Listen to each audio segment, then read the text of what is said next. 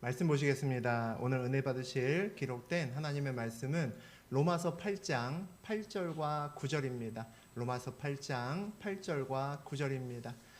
신약성서 249페이지에 있습니다. 신에 있는 자들은 하나님을 기쁘시게 할 수 없느니라. Those controlled by the sinful nature cannot please God. 만일 너희 속에 하나님의 영이 거하시면 너희가 육신에 있지 아니하고 영에 있나니 누구든지 그리스도의 영이 없으면 그리스도의 사람이 아니니라. You, however, are controlled not by sinful nature but by the Spirit. If the Spirit of God lives in you, and if anyone does not have the Spirit of Christ, he does not belong to Christ. 하나님 말씀입니다. 아멘. 시작부터 은혜가 넘치죠. 네. 네, 우리 로마서 8장 8절과 9절 보셨습니다. 우리 그 내용 중심으로 세상이 줄 수 없는 행복, 세상이 줄 수 없는 행복이라는 제목으로 우리 함께 은혜 나누겠습니다. 바울이 7장에서 우리처럼 고민했습니다. 하나님이 살아계신 것도 알고, 그리고 내 마음이 하나님의 법대로 살고 싶기도 하고, 그런데 막상 살려고 하니까 그게 잘 되지 않는다는 거죠. 바르게 살고 싶은데 몸이 따르지 않네 라는 생각을 우리 바울이 하고, 그것 때문에 굉장히 고민했습니다. 어느새 정신 차려 보면 죄의 자리에 이렇게 앉아 있는 거죠. 내가 왜 이럴까 가슴을 치는 우리 바울의 고백을 우리 7장에서 봤습니다. 그러다가 7장의 마지막 쯤에서 바울이 이렇게 고백을 하죠. 우리 7장 25절 같이 한번 읽어보죠. 우리 주 예수 그리스도로 말미암아 하나님께 감사하리로다. 그런즉 내 자신이 마음으로는 하나님의 법을, 육신으로는 죄의 법을 섬기노라. 정말 안 되는구나. 나 정말 안 되는구나. 잘 살려고 해도 여전히 또 죄를 짓는구나. 이렇게 안타까운 마음으로 가슴을 치고 있는 바울이 그렇게 탄식하다가 문득 눈을 들어보니까 그리스도를 본 겁니다. 예수님을 본 거죠. 그 다음에 바로 감사가 넘침을 깨닫습니다. 죄의 자리에 앉아 있음에도 불구하고 그리스도를 보자마자 감사가 넘친다는 것은 무슨 의미일까? 바울에게 그리스도는 어떤 의미일까라는 거죠. 죄의 자리에 앉아 있는 절망보다 그리스도로 인해서 느껴지는 희망과 소망이 훨씬 더 크다는 겁니다. 그러니까 죄의 자리에 앉아 있을 때도 예수님을 보기만 하면 그 다음에 감사가 넘칠 수 있는 거죠. 그리스도가 나의 죄보다 더 크구나. 내 소망이 정말 크구나라는 것을 예수님을 보고 알 수 있었다는 거죠. 절망의 자리에서도 예수 그리스도를 보고 감사할 수 있다는 것은 또 어떤 얘기입니까? 내가 예수님을 진짜 사랑하는구나 라는 것을 바울이 알았을 겁니다. 힘든 자리에서도 예수님을 보니까 마음에 소망이 넘치는 사람은 예수를 사랑하는 사람만 가능하기 때문이죠. 7장에서 바울의 결론은 결국 무엇이었냐면 우리는 죄의 법을 이길 수 없다라는 것이었습니다. 그러면 진짜 방법이 없냐는 거죠. 우리가 죄의 법을 이길 수 없으니까 계속 죄짓고 살아가고 거기에 묶여서 우리 인생 그냥 끝나야 되냐라는 겁니다. 8장의 시작에서 절대 그거 아니야 라고 오늘 이야기를 하는 바울을 볼 수 있습니다. 우리 1절과 2절 읽어봅니다. 그러므로 이제 그리스도 예수 안에 있는 자에게는 결코 정죄함이 없나니 이는 그리스도 예수 안에 있는 생명의 성령의 법이 죄와 사망의 법에서 너를 해방하였음이라. 죄의 법은 우리를 죄 가운데로 끌고 가서 결국 벌을 많이 받게 하는 것이 목적입니다. 사망으로 끌고 가는 것이 목적이라는 거죠. 우리를 매 눈으로 보고 있는 CCTV, 검사용 CCTV입니다. 우리 일거수일투족을 24시간 내내 CCTV로 누가 감시하고 있다면, 그것도 죄가 있나 없나 감시하고 있다면 정말 힘들겠죠. 죄의 법은 그런 법입니다. 그런데 오늘 그리스도 예수 안에 있는 사람은 정죄받지 않는다, 벌받지 않는다라고 이야기를 합니다. 벌을 받지 않을 수도 있어 라고 얘기하는 것이 아니라 절대로 결단코 벌받지 않아, 이렇게 확신으로 얘기한다는 겁니다. 아니, 어떻게 벌받지 않을 수 있어? 내가 죄를 지을 수도 있는데, 이런 생각이 우리 마음에 들죠. 오늘 성경을 보니까 그리스도 예수 안에 있는 생명의 성령의 법이 죄와 사망의 법에서 너를 해방하였음이라 라고 되어 있습니다. 우리가 죄를 용서받을 수 있는 이유, 벌을 받지 않을 수 있는 이유는 성령의 법 때문에 라고 되어 있습니다. 이 성령의 법이 죄와 사망의 법에서 저하고 여러분을 구원했다라고 오늘 이야기를 하는 거죠. 요즘은 뭐 김영란법 뭐 이런 것들이 점점 이런저런 법들이 생겨서 우리나라가 굉장히 많이 깨끗해졌습니다. 이제 뭐 청탁이나 이런 것들이 잘 하지 않는 세상이 됐고, 잘못하다가는 정말 큰일 나죠. 굉장히 높이 있는 사람도 그 직에서 그냥 내려와야 되는 그런 세상이 됐습니다. 그런데 우리도 한때 이제 불법이 많이 판치는 그런 세상에서 살았습니다. 법을 어기면 그에 합당한 그 벌을 받는 게 맞죠. 그런데 아는 사람을 물어물어 찾아가서 돈을 집어주고 청탁을 하면서 야, 좀 잘 봐줘 라는 것이 이제 먹혔던 그런 때가 있었습니다.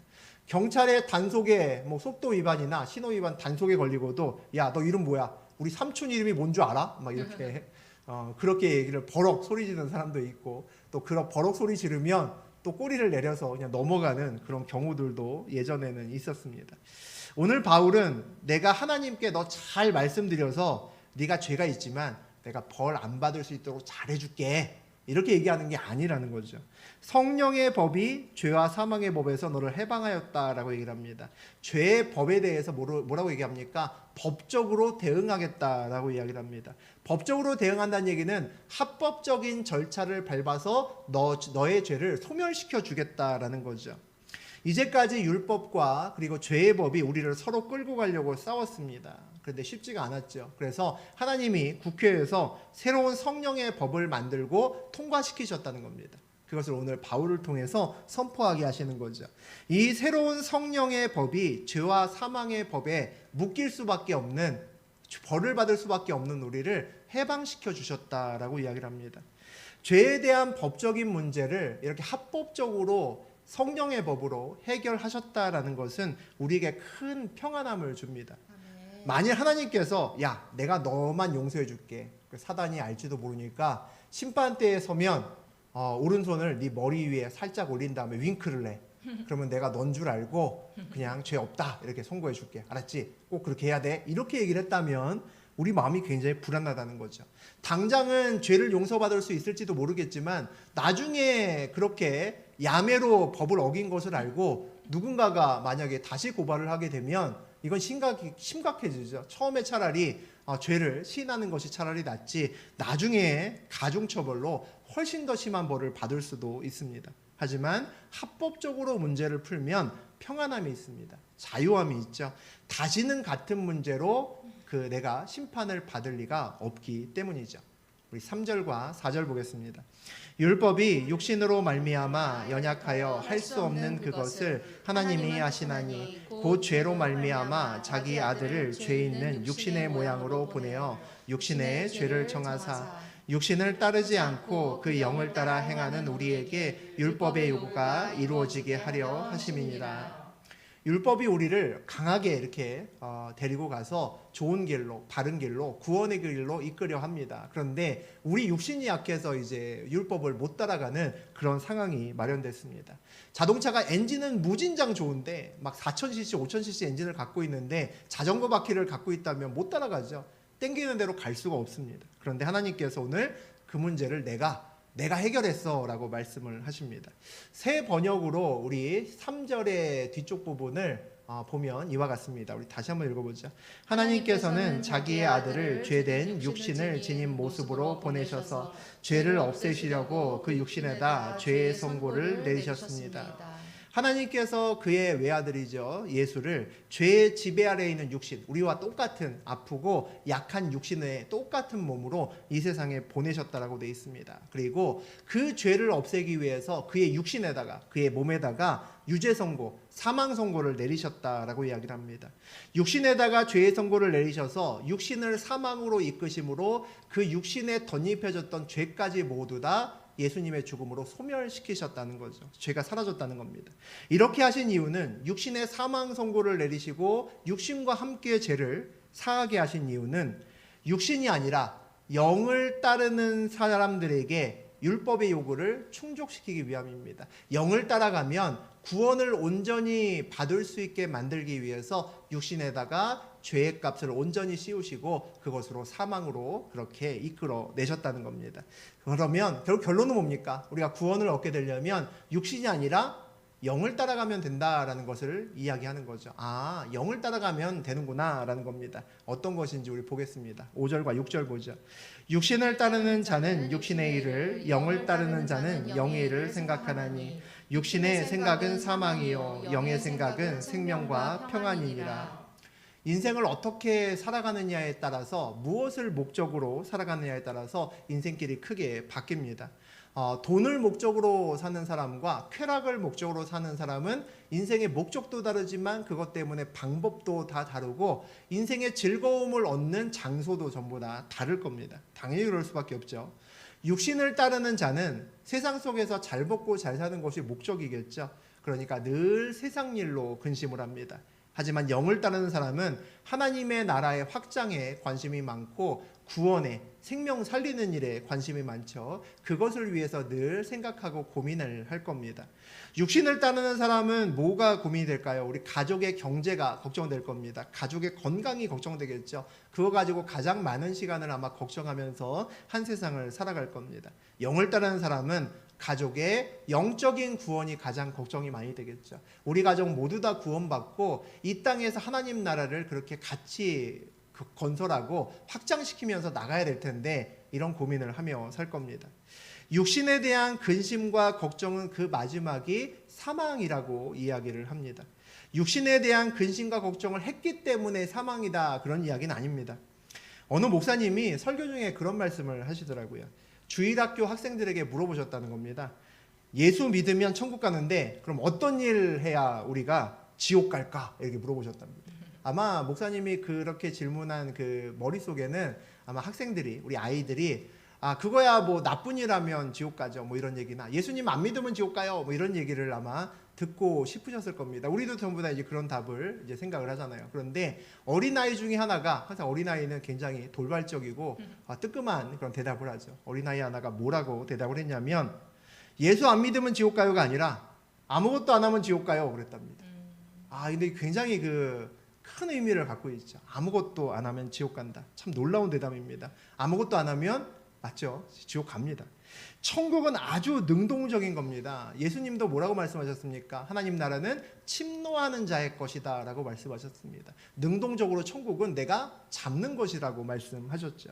내 성격이 아무리 내성적이고 내가 수줍어서 남들 앞에서 얘기하는 것도 싫어 라고 하는 성격일지라도 천국을 앞에 놓고 소극적이고 내성적이면 안 된다는 거죠.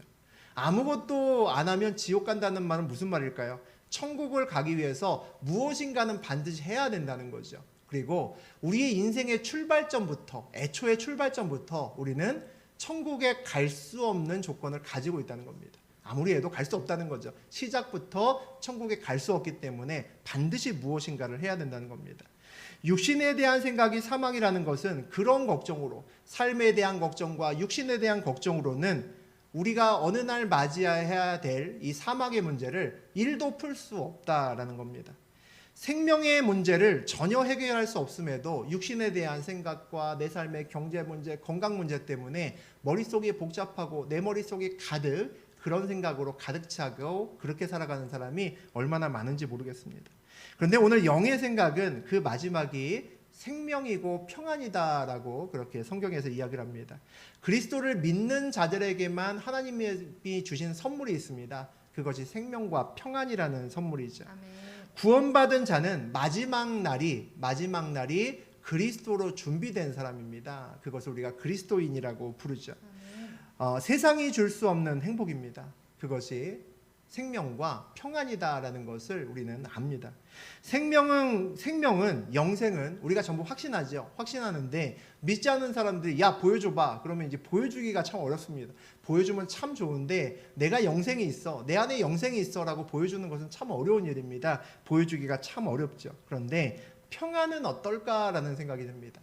평안은 우리가 믿지 않는 사람들에게 보여줄 수 있겠다라는 생각도 든다는 거죠.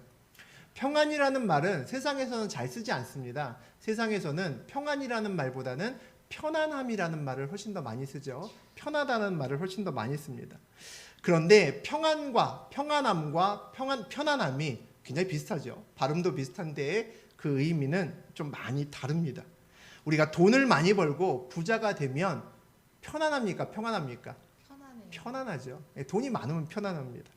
그렇지만 부자가 된다고 평안한 것과는 조금 다릅니다. 평안할 수도 있고 아닐 수도 있습니다. 평안하다는 것은 마음이 편안하다는 거죠. 마음이 편안한 것을 우리가 평안하다라고 부릅니다. 돈이 많으면 분명히 몸이 편해집니다. 내가 돈으로 내가 몸이 움직여서 해야 될 일을 돈이 하기 때문이죠. 훨씬 더 편안해집니다. 하지만 마음은 다른 문제라는 거죠.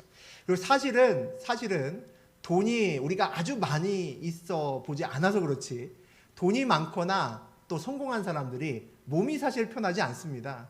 우리 TV나 여러 군데서 또 주변에서 성공한 사람들이 얼마나 바쁘게 사는지 모릅니다.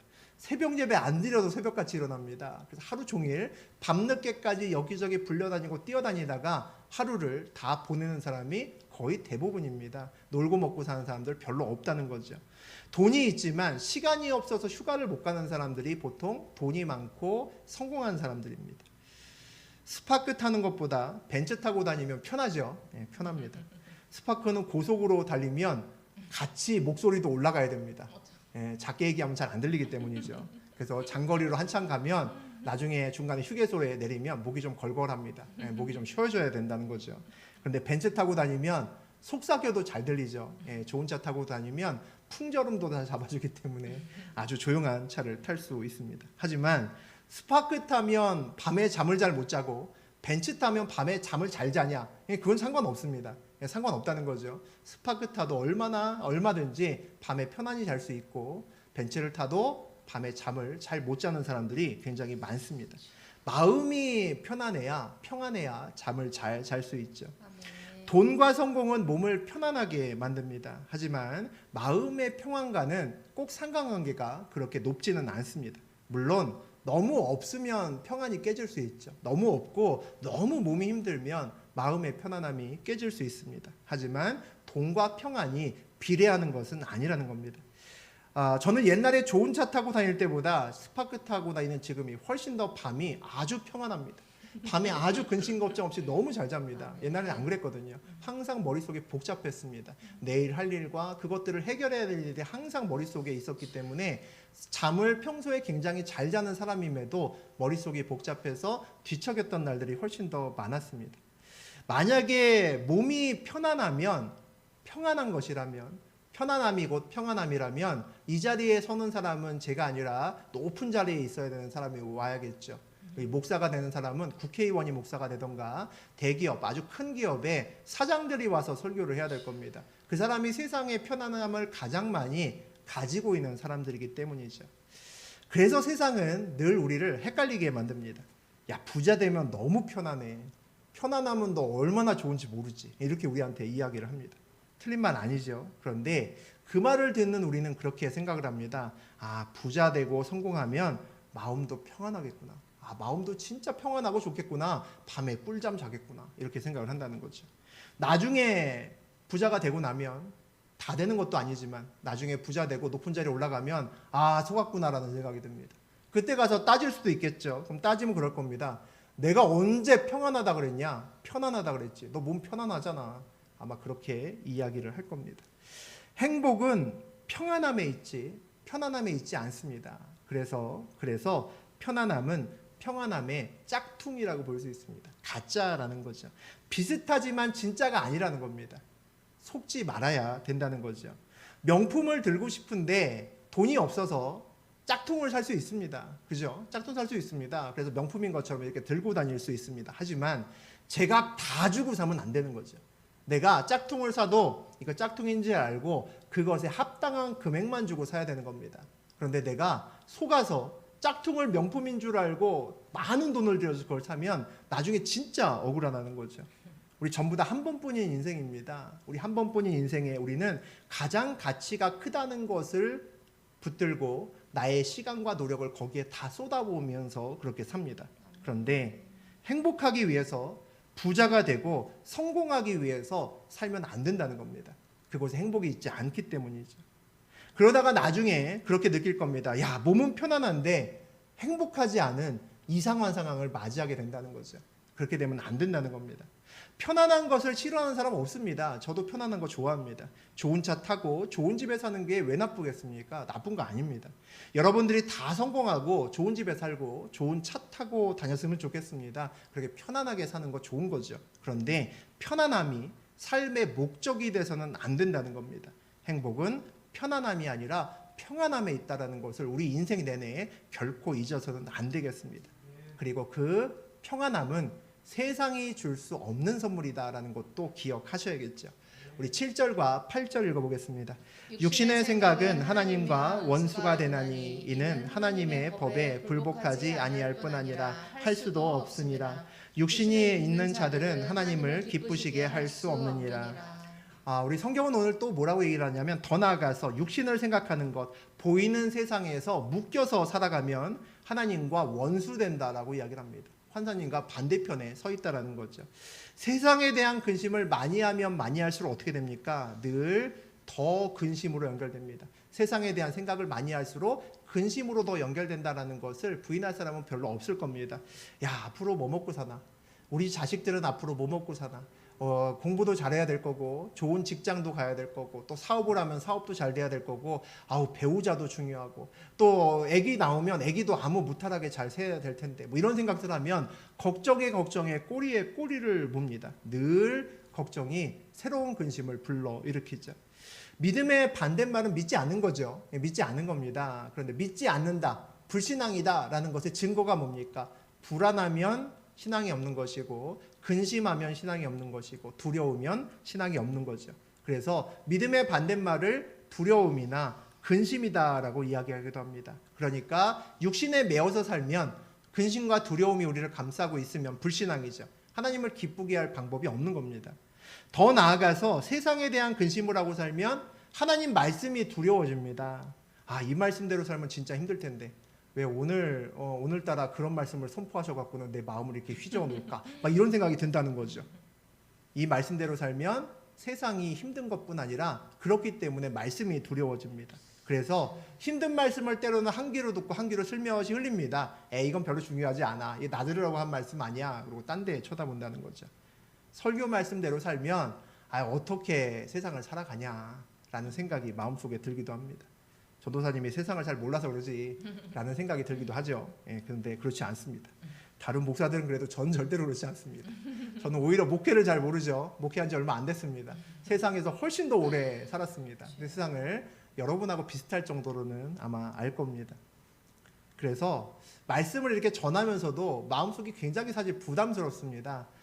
세상에서 말씀을 붙들고 산다는 것이 얼마나 힘든 줄 알기 때문입니다. 간단하지만 말씀대로 사세요. 당연하죠. 맞는 말이죠. 근데 이 정답을 삶의 자리에서 끌고 와 사는 것은 이게 느낌이 굉장히 많이 다른 이야기라는 것을 누구보다 잘 압니다. 세상은 전쟁터잖아요. 쉽지 않습니다. 전부 다 이익이 있느냐 없느냐 갖고 살아가는데 나만 말씀의 잣대를 딱 놓고 그 앞에서 살아간다는 것이 얼마나 힘든 일인 줄 압니다. 때로는 생명을 걸어야 되는 느낌이 드는 그런 선택을 해야 될 때도 있다는 것도 압니다. 저는 여러분의 각각의 상황도 다 알지는 못합니다. 많이 알지만 그래도 다 알지는 못합니다. 여러분하고 이런저런 일을 상담을 해도 어떤 부분은 이해가 되지만 또 어떤 부분은 이해가 되지 않는 부분도 있습니다. 잘 이해가 되지 않는 부분도 있는데 속속들이 다 물어볼 수도 또 없습니다. 또 얘기하기 힘든 부분도 있기 때문이죠. 여러분의 상황을 다는 모르기 때문에 이해가 되지 않는 부분이 있겠죠. 하지만 하나님은 여러분의 상황을 모두 다 아십니다. 지금의 상황뿐 아니라 우리가 모르는 미래의 상황도 하나님은 다 알고 계시죠. 그럼에도 불구하고 성경책이 계속해서 개정되지 않습니다. 물론 번역에 대한 문제가 조금씩 있어서 계속 번역이 새롭게 바뀌는 부분은 있지만 성경의 원문은 그대로입니다. 1000년이 지나가도 그대로 있다는 거죠. 하나님은 계속해서 개정해서 수정판을 만들지 않습니다. 세대가 지나가고 문화가 바뀌고 그 시간이 바뀜에 따라서 그 상황과 그 문화에 맞게끔 성경을 다시 출판해서 보급하지 않으신다는 거죠. 왜 그럴까요? 다른 상황과 다른 문화와 다른 시대에 살고 있지만 하나님은 같기 때문입니다. 동일한 하나님이 계시기 때문에 성경책은 같은 말씀으로 되어 있습니다. 그럼 무슨 얘기일까요? 우리가 다른 시대에 살지만, 성경이 쓰여진 때와 다른 시대에 살지만, 다른 문화에 살고 다른 시간에 살고 있지만, 내가 동일한 그 말씀을 붙들면 같은 하나님이 나에게 오셔서 동일하게 역사하신다는 겁니다. 그러기에 그것이 우리가 말씀을 붙들 수 있는 이유가 되죠. 육신에 묶여서 탐심대로 살고 이익에 따라서 이끌려 살면 하나님을 기쁘시게 하기 어렵습니다. 하나님을 기쁘시게 하지 못하면 하나님의 역사를 우리 삶에서 체험하기도 어렵다는 거죠. 세상에서 한 번에 다 말씀을 붙들고 살기 어려워. 맞죠? 어렵습니다. 잘 안 되죠. 처음부터 말씀을 어떻게 다 붙들고 살겠습니까? 그러면 말씀 하나라도 붙들고 살아봐야 됩니다. 그 말씀이 이런 말씀은 좀 어렵지만 이건 내가 잘할 수 있을 것 같아. 그런 말씀이라도 됩니다. 나에게 쉬운 말씀 하나라도 잡고 살아가면 그 말씀을 붙들고 살아가는 동안에 그 말씀의 역사를 우리가 삶의 자리에서 경험합니다. 한 번 경험하면, 한 번 그 역사를 체험하면 그 다음에는 담대해집니다. 더 어려운 말씀도 붙들 수 있겠구나 라는 생각이 들고, 이 말씀을 붙들었을 때 하나님이 어떻게 역사하실까 기대감도 들 수 있다는 거죠. 하나님이 불가능한 말씀을 저하고 여러분에게 주실 리 없잖아요. 저는 사실 말씀만 전하고 뒷짐지고 뒤에 앉아서 기도하는 것밖에 더 있겠습니까? 그런데 우리 하나님은 말씀을 주시고 팔짱 끼고 멀리서 쳐다만 보시는 분이 아닙니다. 말씀을 주고 니네들이 말씀을 살아낼 그 타이밍을 하나님이 기다리고 계십니다. 너희가 첫 발을 떼면 그 다음에 내가 역사할 거다. 우리 앞에 서 계시는 주님을 볼 때 우리가 그 말씀을 붙들고 삶에서 살아갈 수 있다는 거죠. 이 말을 들으면서도 우리 마음속에는 그런 마음이 올라옵니다. 알긴 아는데 그게 참 쉬운 일이 아닌데 이거 어떻게 할까라는 생각이 든다는 거죠. 우리 9절에서 11절까지 보시겠습니다. 만일 너희 속에 하나님의 영이 거하시면 너희가 육신에 있지 아니하고 영에 있나니 누구든지 그리스도의 영이 없으면 그리스도의 사람이 아니라 또 그리스도께서 너희 안에 계시면 몸은 죄로 말미암아 죽은 것이나 영은 의로 말미암아 살아있는 것이니라. 예수를 죽은 자 가운데서 살리신 이의 영이 너희 안에 거하시면 그리스도 예수를 죽은 자 가운데서 살리신 이가 너희 안에 거하시는 그의 영으로 말미암아 너희 죽을 몸도 살리시니라.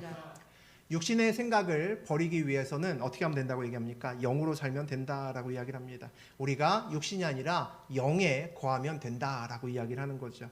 어떻게 하면 영에 거할 수 있을까? 내가 정말 오랫동안 수련하고 오랫동안 막 근신하고 막 그러면서 해탈할 지경까지 이르게 되면 우리가 영에 따라 살 수 있을까? 아니라는 거죠. 우리가 영으로 살 수 있는 방법은 없습니다. 우리 스스로는 아무리 해도 안 된다는 겁니다. 뭐라고 되어 있습니까? 하나님의 영이 우리 안에 함께 들어와 살면 되는 겁니다. 그래서 저하고 여러분들을 그리스도인이라고 부릅니다. 그리스도인이 뭡니까? 그리스도께서 오셔서 함께 사는 사람입니다. 그것이 그리스도인이죠. 성경 공부 좋은 거죠. 성경을 많이 읽어서 빠삭하게 외우고 많이 안다고 그리스도인이 되는 것은 아닙니다. 신학도 좋은 거죠. 삼위일체론이나 여러 가지 자세한 조직신학적인 원리를 내가 꿰고 있다고 해서 그리스도인이 되는 것도 아닙니다. 관해서 아는 것들 뿐이죠. 그리스도인은 그리스도와 함께 살고 그리스도의 영이 인도하는 대로 말씀을 붙들고 내 삶의 자리에서 사는 사람이 그리스도인입니다. 그리스도의 영이 있으면 몸은 어차피 죽으나 영으로 살게 돼 있다라고 오늘 말씀하죠. 그리고 거기서 끝나지 않고 11절에서 놀라운 말씀을 하십니다. 뭐라고 얘기를 하냐면 너희 안에 거하시는 그의 영으로 말미암아 너희 죽을 몸도 살리시니라 라고 이야기를 합니다. 영이 사는 것으로 끝나지 않고 죽을 몸도 살리신다는 겁니다. 이 말씀을 붙들고 그리스도의 영으로 나 죽으면 그냥 천국 가는데 뭐 이렇게로 끝나는 것이 아니라 우리의 삶의 자리에서 천국의 평안함을 누려서 우리 죽을 몸도 살리시는 하나님의 말씀을 누리는 저하고 여러분 되셨으면 좋겠습니다. 그렇게 살아갈 수 있었으면 좋겠습니다. 마지막으로 저하고 여러분의 삶에 질문을 좀 던지고 오늘 설교를 좀 마무리할까 합니다. 우리 편안함과 평안함에 대해서 이야기를 좀 했습니다. 여러 가지 종류의 사람이 있죠. 편안함도 없고 평안함도 없는 사람이 있습니다. 삶 자체가 너무 힘들고 아침부터 저녁까지 내내 아프고 몸이 힘들고 괴로운 일만 잔뜩 있으면 쉽지 않습니다. 평안함을 누리기가 참 어렵겠죠. 돈이 있다고 평안한 것은 아니지만 돈이 너무 없으면 마음의 불편함이 있고 평안함을 누리기 어려울 수 있습니다. 아니면 내 믿음이 아직 상황을 이기지 못하면 또 평안함이 깨질 수 있죠. 그러면 하나님께 편안하게 해달라고 기도할 수 있습니다. 지금의 상황보다 이 상황을 이길 수 있는 큰 믿음을 달라고, 나에게 평안함을 달라고 기도해야 되는 그런 때가 되겠죠. 편안함은 없는데 평안함이 있는 사람이 있습니다. 이건 대단한 거죠. 여러 가지 내 상황으로 봤을 때는 그렇게 즐거울 일이 별로 없는데 내 마음이 그렇게 즐거움을 잃지 않는 겁니다. 늘 평안함이 있는 겁니다. 몸이 힘든 가운데 있어도 그리스도의 영으로 사는 사람이죠. 그리스도의 영이 나를 이끌어가는 사람은 그런 삶을 살 수 있습니다. 하나님이 주시는 평안함이 무엇인지 알고 그것을 누릴 수 있는 사람이죠. 몸은 편안한데 평안하지 않은 사람들이 있습니다. 몸은 분명히 편안한데 돈도 좀 있고 괜찮은데 마음은 평안하지 않은 사람이 있습니다. 문제죠. 세상이 편안은 주지만 평안함은 주지 않는다라는 것을 깨달아야 되는 겁니다. 아, 내가 이제까지 추구했던 것이 행복이 아니구나라는 것을 알아야 된다는 거죠. 내가 가지고 있는 것이 답이 아니라면 진짜 정답을 찾아 헤맬 수 있는 용기가 있어야 되는 겁니다. 하나님께 온전한 평안을 구해야 되는 사람이죠.